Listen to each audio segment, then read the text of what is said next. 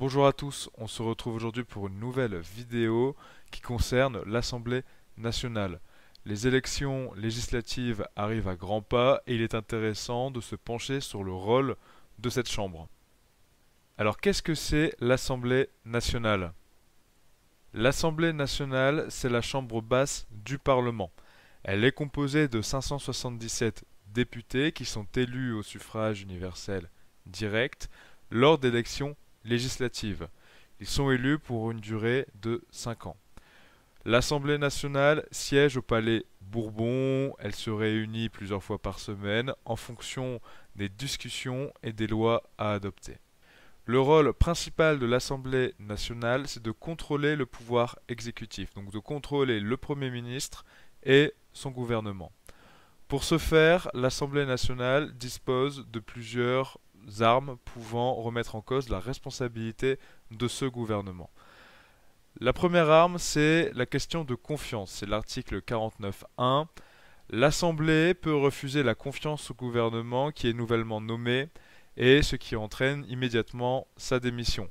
Souvent, lorsqu'un nouveau gouvernement est nommé, il se présente au Parlement et il propose une question de confiance et là, les parlementaires décident ou non de faire confiance au gouvernement. La deuxième arme du gouvernement, c'est la motion de censure.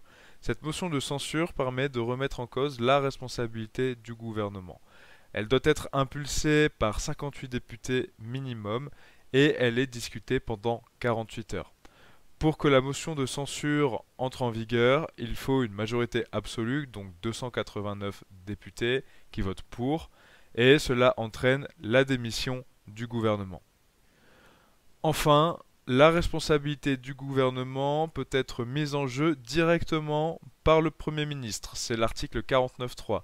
Celui-ci engage sa responsabilité pour adopter une loi.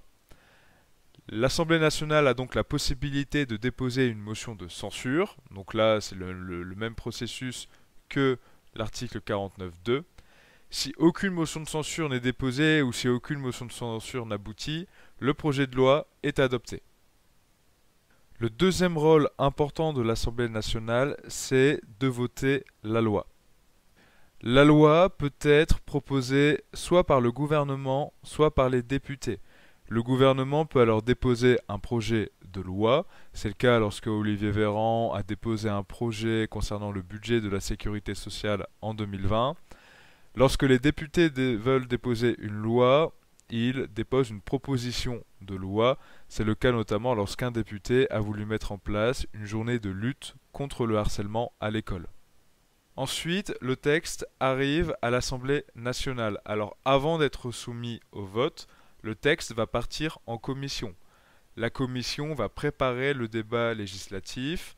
Celle-ci va nommer un rapporteur qui va écrire un rapport clair et concis sur justement le texte qui doit être adopté pour pouvoir éclairer les députés qui ne sont peut-être pas forcément au point sur le sujet. Ensuite, on adopte des amendements. Les députés peuvent faire évoluer le texte, soit en modifiant le texte, soit en y ajoutant des choses, soit en supprimant des articles. S'ensuit la première lecture de la loi.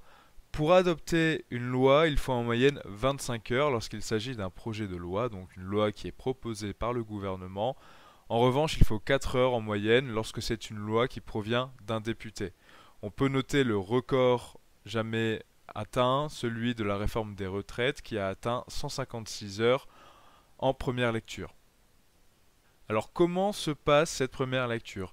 Tout d'abord, il y a une discussion générale.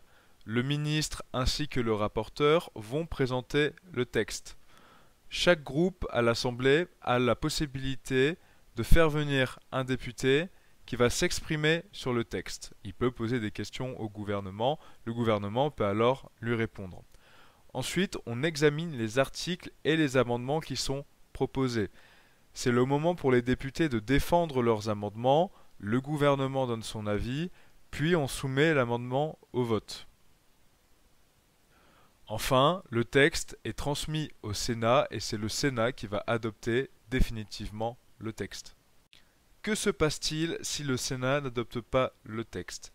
Si le Sénat décide de ne pas adopter le texte, celui-ci repart à l'Assemblée nationale. C'est ce qu'on appelle la navette parlementaire. Il y a donc une nouvelle discussion et un nouveau vote avant que le texte retourne au Sénat. Si jamais il n'y a toujours pas d'accord entre l'Assemblée nationale et le Sénat, le gouvernement met en place une commission paritaire. Cette commission est composée de 7 députés, de 7 sénateurs, qui doivent trouver un compromis, se mettre d'accord. Si cela échoue, le gouvernement donne le dernier mot à l'Assemblée nationale qui va donc trancher l'adoption ou non du texte. Enfin, une fois que la loi est adoptée, elle doit être promulguée par le président de la République. Celui-ci a 15 jours pour promulguer la loi.